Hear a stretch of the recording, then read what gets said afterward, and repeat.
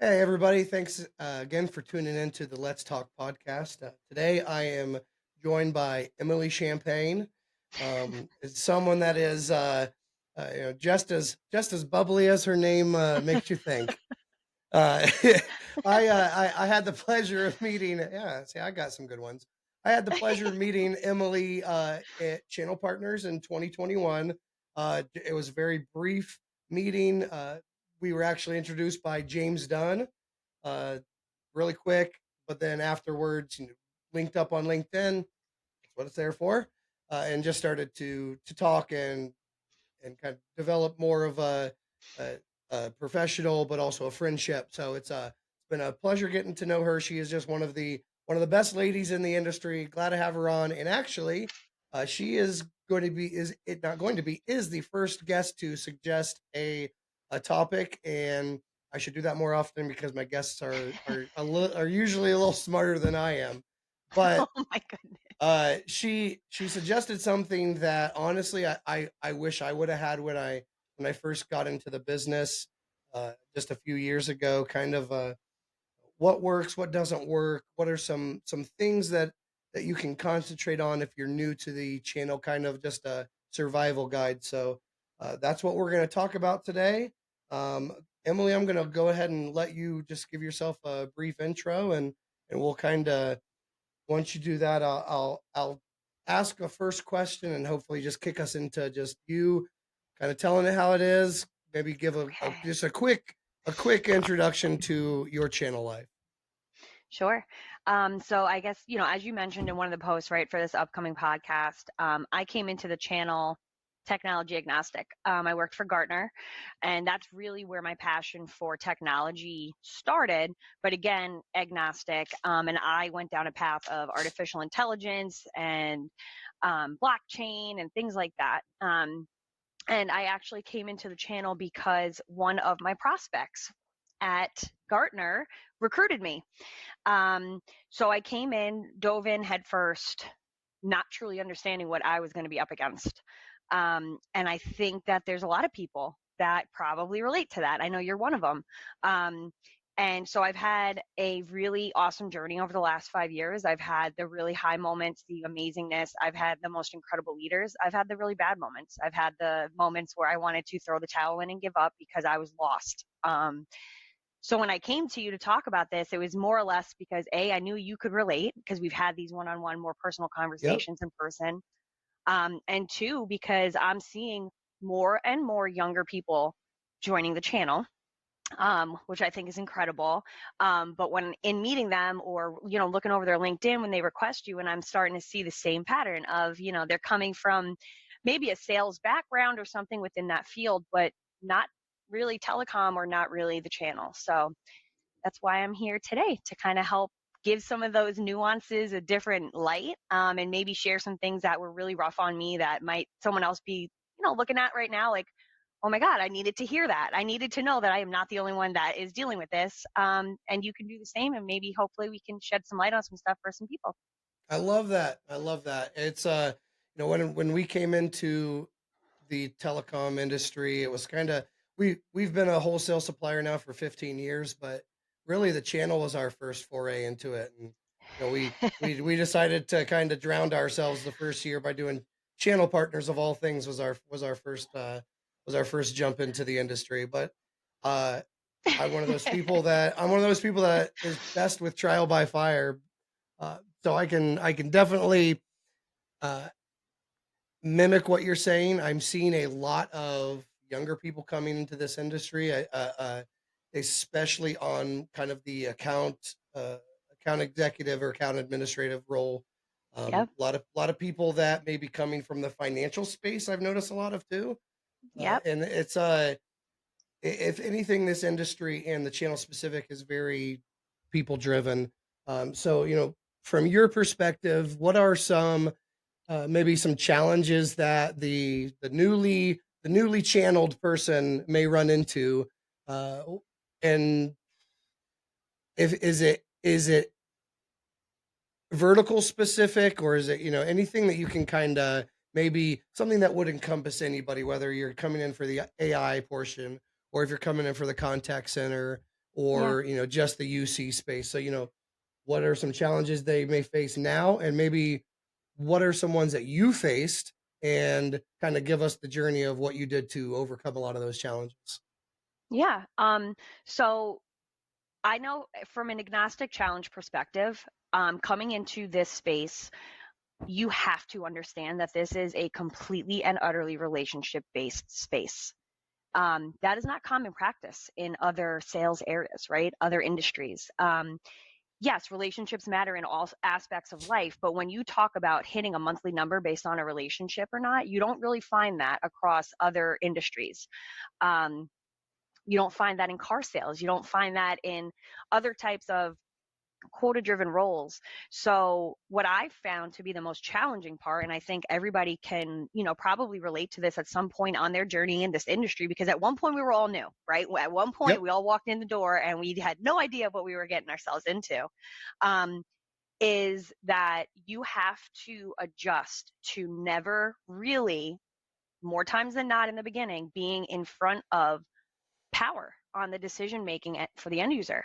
And that's strictly because most of your partners are not going to bring you in front of their clients until you build that relationship and you build Mhm. trust with them.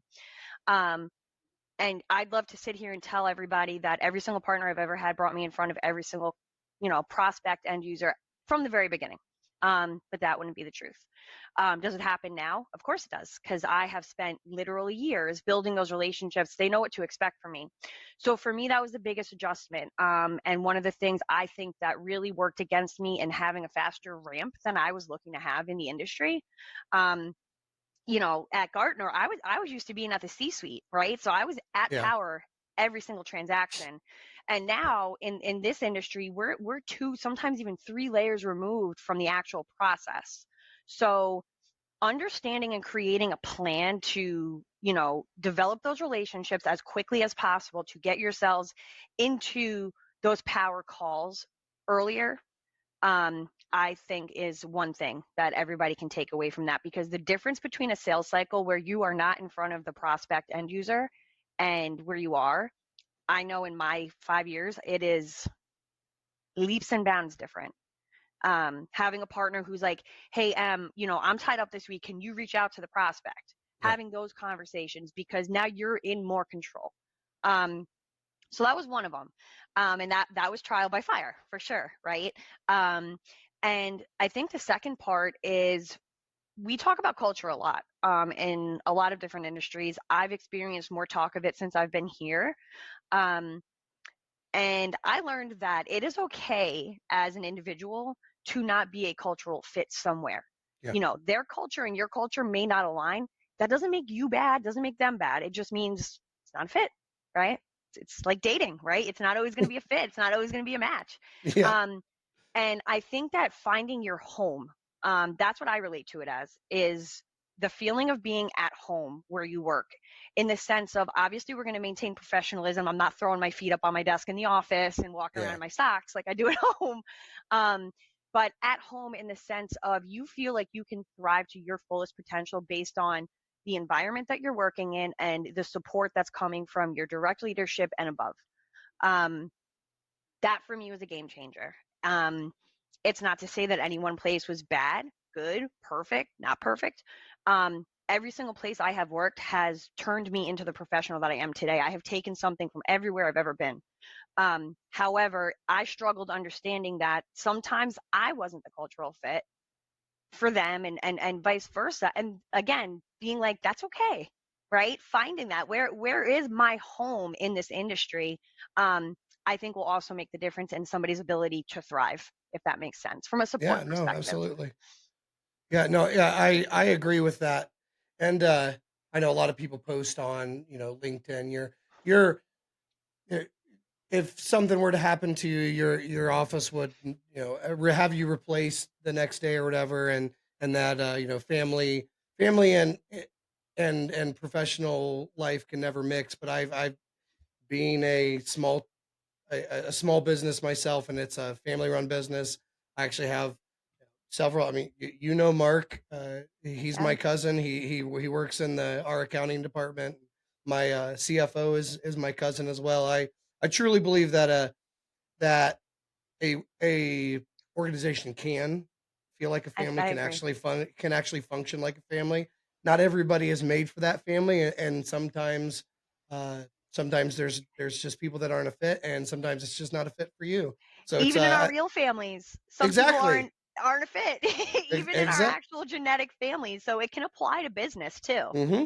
No, I completely agree. So it's uh for me, because I've always kind of worked in this atmosphere that we have here, whether it was in energy before this or Hmm. telecom now. And so for me, it's been the family that I've kind of found from this industry. I if I could give another suggestion for anybody starting out new in this field, find people that you can carry on conversations with. You have mutual interests. It also helps to find people that are, kind of maybe not the exact same vertical as you, but they're close enough to you that you can start learning a little bit more. But Hmm. nothing fulfilled me more than when I came into this industry, met people like you. I met people like Mei Lee Langley. I met people like Dan Delosier that actually became friends. People that I rely on, I lean into to kind of bolster my professional life because we've all been at different organizations, but kind of found that find your network early if you Yeah. can, and definitely don't be afraid to be who you are because you don't want to build relationships and connections early in the industry, especially if you want to stay here for a while, if they are built on something that's not exactly who you are. So, Right. I've If it's always not been authentic. exactly. I've always been I've always preached the make it personal, be who you are. You're not going to be a fit for everybody. I'm not a fit for everybody. Yeah. Sometimes I have too much energy. It's just a little too much for some people. But then there's Yeah. some people that I don't know. I don't like their vibe, and I'm just not going to make it a point to get to know them as much. But I think that just to continue preaching on the fact that we can work with people and have it feel like a family. That is doable. Absolutely. It's not a completely unattainable task. Sometimes it just takes a little while. I was just saying the other day, actually, the grass is always greener, but sometimes we take the scenic route. It just not Yeah. every path is the same for everybody. No, it's not going to be the same, and it shouldn't be the same because we would be robotic at that point, right? Um, I think what you're saying is, yeah, I don't, or you're roboto. I think what you're really saying is your tribe, right? Find Yeah, your tribe, yeah. find them early. And the other thing that I wasn't really up quick on the uptake with my first probably 18 months in the channel, which thankfully I got it together, but your personal brand. Your personal brand is going to follow you wherever you go for the rest Hmm. of your career. Um, so find people that are like-minded in the sense of they can bring something. It's a symbiotic relationship, right? Look, after the hurricane, right? You reached out to me and you said, "Em, what do you guys need? How can I help you?" You knew, what had happened in my home, um, and you weren't the only one.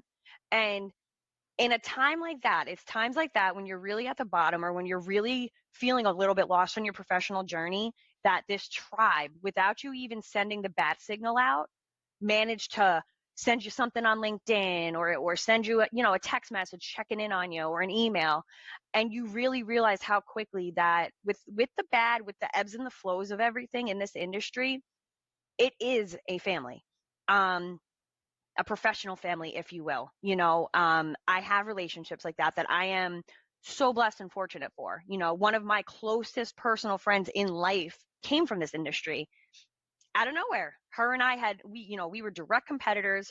We really didn't know each other or really didn't have very many mutual connections in the industry. She walked into a room that I was in. We struck up a conversation because of a mutual person standing there. And, now I'll be at her home housewarming this weekend. We went on a cruise together in October, where I know who you're talking about. you do. We're going to Oregon for Labor Day weekend. We talk on it on a literal daily basis.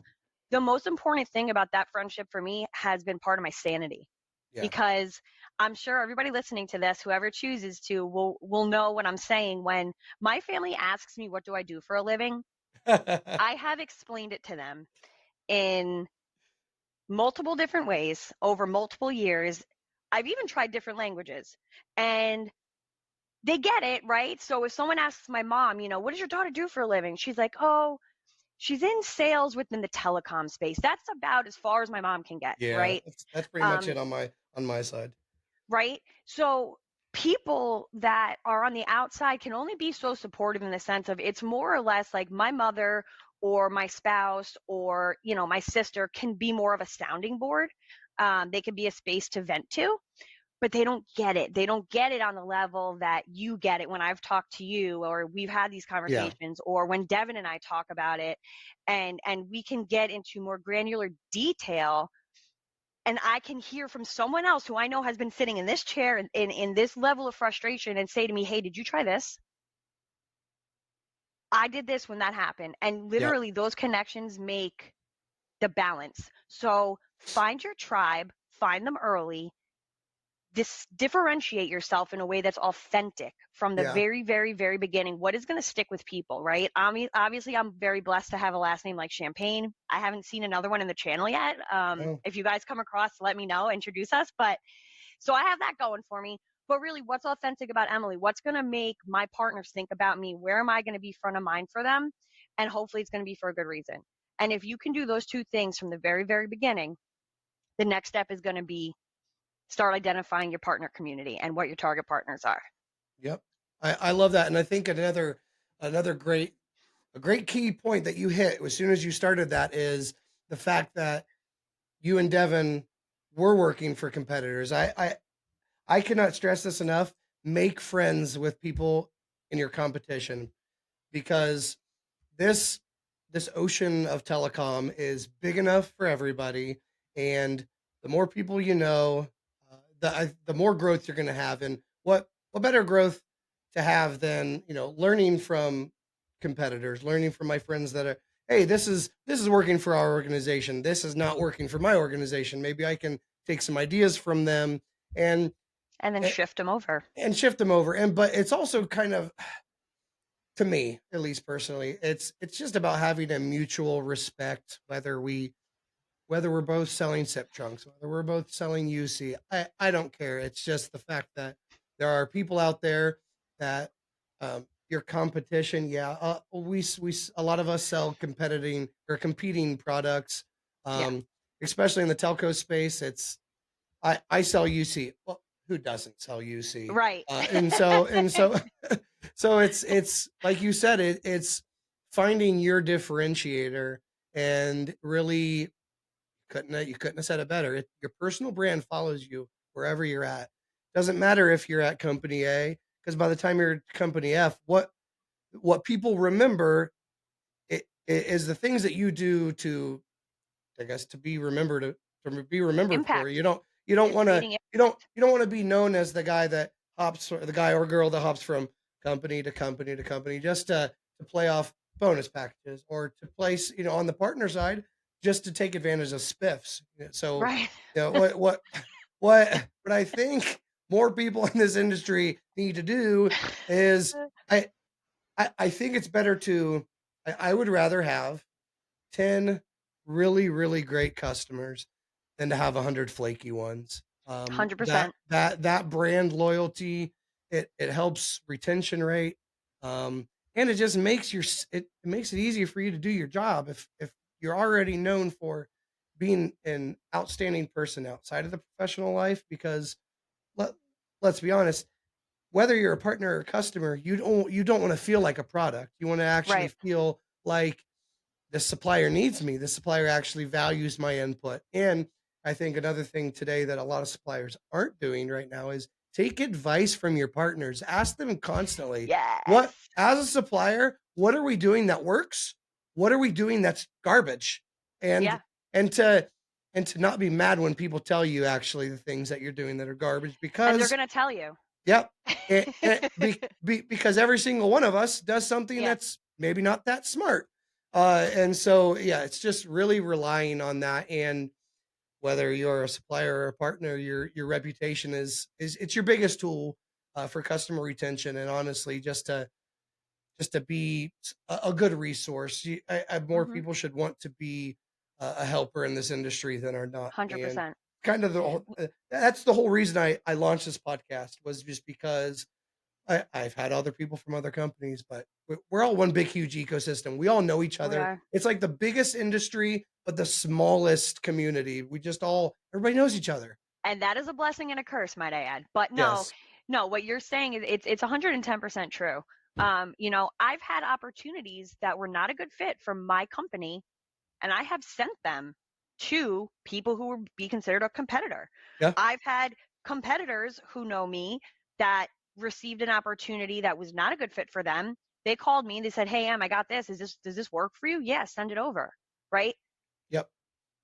I love. Referrals are the strongest way to build your partner community as a channel manager. And for you and I, where we differ is that you're the pulse of your business, right? As the provider, right? I work for a provider. I'm a channel sales manager. I absolutely participate in that pulse, but there's six more of me that contribute to that heart, right? Yeah. You are the heart in the sense that Josh and Mark and all the guys around you, it's pretty much the culture and the dynamic that you're creating in that office is what you see when you talk to Josh, when you talk to Yeah. Mark. At 10:30 at night at IT Expo, after we've been on the floor all day, our voices are gone because we're busy screaming over the ridiculous music. Can we all talk about that for a second? Why is the music always so loud? It's so And loud. introducing ourselves to people and running around and going from a coffee meeting to across the street running in heels, me personally, to the next restaurant to do that now my lunch meeting. Yeah. And I would still find myself looking for you guys in the lobby, looking for Devin, right? Well, Because it's and we it's all want to share. We debrief. all want to share the horror stories of the day with each other too. You won't And believe the what I good just had to stuff. go through, running from this side to this Yeah. side. Yeah, and you're like we're totally exhausted, but it's like we look for that reprieve or that Yeah. 5-10 minute interaction to like debrief. So yeah, find your tribe, find it early, find an employer. Don't say yes to the first thing. Yeah. Talk, ask questions, reach out to people, find someone on your LinkedIn that works there and message them. I've never personally done that, but it became an idea because it's been done to me recently, actually. I have people reaching out to me and I'm like, is this a setup? Because that's how I Yeah. felt. um, but they were reaching out about places I had worked previously. And again, if you can do those things in the beginning, that transitional period, right now where we come to the step two of where we wanted to talk about what made us be successful Hmm. or, ramp up, um, that doesn't seem so daunting. Yeah. Yep, I love that. Um, so let's say I'm John Doe. I finally found a fit at a company. Culture's good.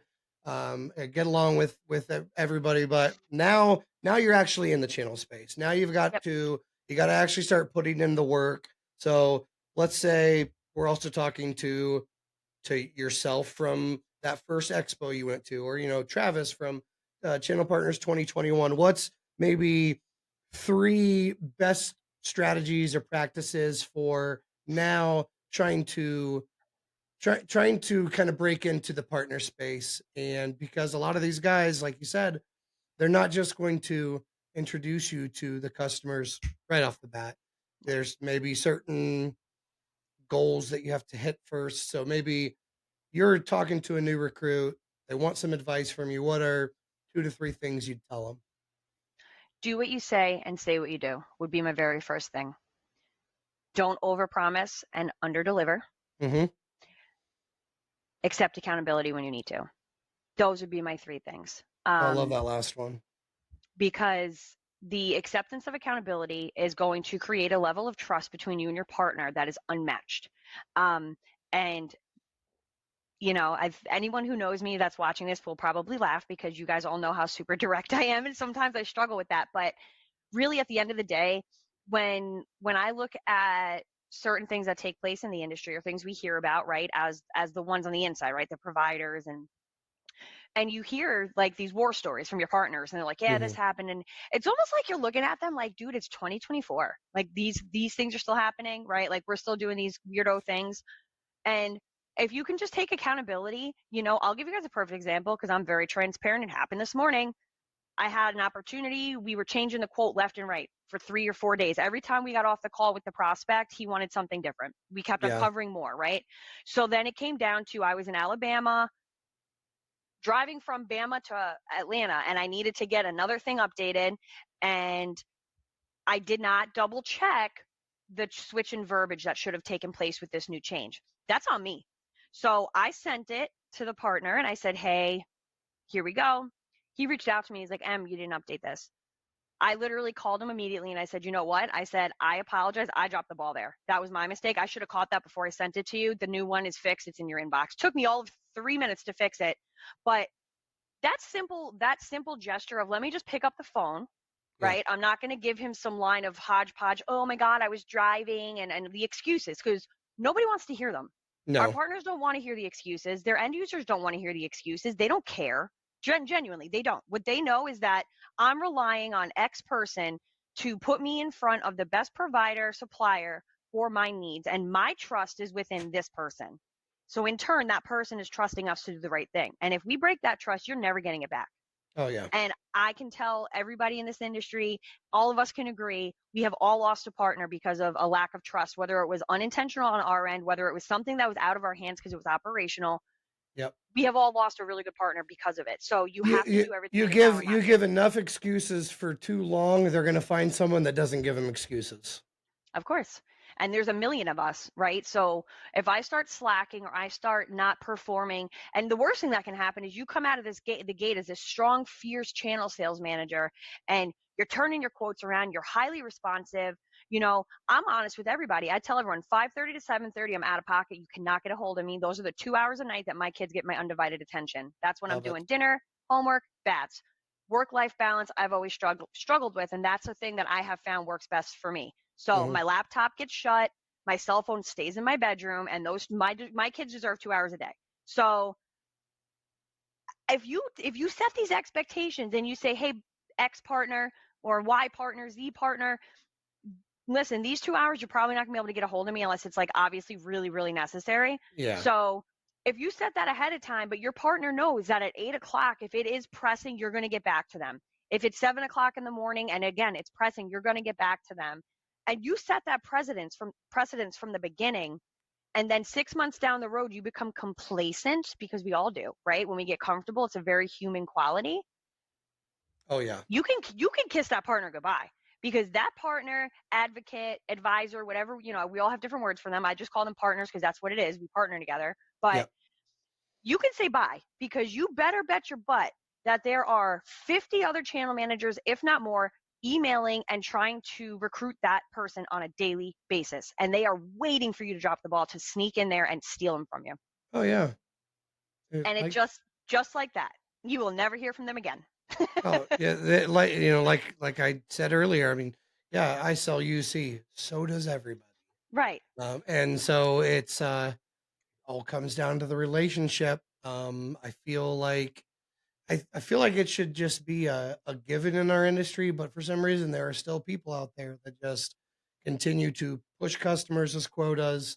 And there's been a lot of shifts recently, and I think that with a lot of the layoffs that have hit our industry, you cannot afford to not treat the partners and the customers with the most personal touch that you can, because that personal Absolutely. touch is that extra line that's guaranteeing you keep that business over somebody else. I 100%. I couldn't agree more with the things that you're saying. And And the one thing we never do, Travis, is what? We never send an email in the middle of the month or toward the end of the month and say, what do you have for me to quote? Um, that is one thing that thankfully I never did. Um, I learned that fortunately without having trial by error here. I've learned that earlier in life, but um, that is one of the most impersonal things that you can do to a partner because yeah, basically what you're saying is, how can you help me? Where's the partnership? Where is yeah. this symbiotic relationship that we're supposed to be practicing, right? That is another really good way to get someone to not answer an email for a really long period of time. Or just wanted to circle back. Oh my God. Yeah, certain terms, right? They get crazy. But no, personal touch, find your tribe and understand that, you know, you can't fail, you can only give up. And if you are in a scenario where you feel like you're not being supported or whatever the case is, it might be time to step outside of your business and go find yourself a mentor. And that's Yeah. okay. You know, if you're part of ACW, ACW offers mentors to all their people. I had a mentor through ACW for a long time. Um, you know, Speak to that if in case someone's listening that doesn't know what that is. Okay, so ACW, Alliance of Channel Women, it's an organization that was put together to obviously help voice women in this industry. As we all know, which I have to say, the tides are churning, ladies and gentlemen, because every event I go to, I'm seeing more and more women, and I love it. I love to see it. But they really were established to be a voice for women in this industry because it is a historically male dominant industry. Mhm. So they offer resources. They have networking every single month. I know for me, my chapter would be Ruth Morford. She's in Tampa. Um, so if you don't know about ACW, or Alliance of Channel Women is what it's actually called, highly recommend looking into it as a resource. I have to get more involved again. I during my transition between companies, I kind of fell off the train a little bit, but it's an absolute astounding resource.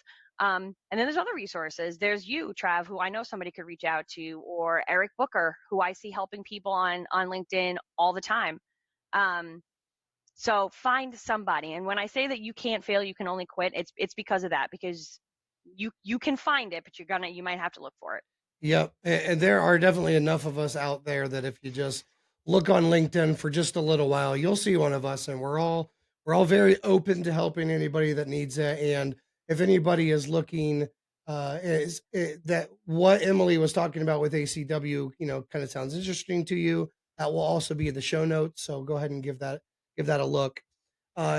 What over the past, the years that you've been in the channel, have there been any noticeable trends, maybe things shifting a little bit, maybe with newer technologies Yeah. or yeah, just anything? What's maybe something that's very apparent that the industry is maybe shifting more towards? The two biggest things that I'm seeing right now in the industry is really a shift towards that real true unified communication. So Microsoft Teams integrations, things like that. Different types of direct routing that are offered because people did not know that that was an option. I'm seeing it take off, but I'm also seeing a latency in the sense of partners don't know what they don't know. But one thing I've also learned, and this is obviously I'm speaking just to the masses now, and not everybody all inclusive to this, but if a partner's been selling for 15, 20 years and they're really, really really comfortable with what they're doing, internet and VoIP, they're comfortable, it's simple, that's their thing. Yeah, Some of them are not willing to step outside of that comfort zone, and that's okay. Um, However, I think for us, I think the biggest thing that we can do to benefit our partners is drop those little nuggets every once in a while. Drop a little story about how this, Microsoft Teams integration was really successful, or how direct routing through SIP trunks doing that was really successful. I know you guys see a ton of it. You guys are super successful in the industry with it. Um, you know, I know that I heard about you guys before you and I actually interacted, and people were talking about that because you guys were kind of doing that from the very inception. So I'm sure you can understand when I say that I evangelizing it is harder because yeah, the partners don't know what they don't know. exactly. So your partners having willingness to learn will kind of sometimes make it a little bit more difficult for you. But again, drop those little nuggets. It's like planting a seed and just continue to sprinkle a little bit of water on it. And you'll find that 4, 5, 6 months down the road, your partner, because you've been dropping those nuggets or those buzzwords or whatever you guys reference them as, um, he might get put in front of an opportunity that he might have not even thought about taking before because he didn't recognize the Yeah. buzzwords in the opportunity. But guess what? Now he does. And guess Hmm. who he's bringing that opportunity to? You, because you are the person he's going to think about when you're doing that. So definitely being abreast on the technologies, and us ourselves as channel managers not getting complacent and comfortable in what we're used to selling, and not having the ability to help our partners sink their teeth in, make these accounts sticky. How can we grow? If you get a quote and I know you guys do this. If you get a quote and someone's like, "Hey, I need voice. I need 10 seats, bare bottom information." I'm never gonna just slap that on a piece of paper and send it back to them. I have questions. I want to know more. What are they coming off of? Why are they going Mhm. onto this solution? Have you talked to them about connectivity? Do we even know that the connectivity they have today can support the solution that you're proposing to them? Right? If you can ask those questions and that's like a habitual thing for you every time you get a quote request, and it's and I'm talking a quote request with minimal information. Obviously, if they send it to you, don't be goofy. But if they're Yeah. just sending you something simple, you're going to watch your opportunity size increase from a $200 to $400 opportunity on average to now being a $700 to $1,000 MRC opportunity on Yeah. average.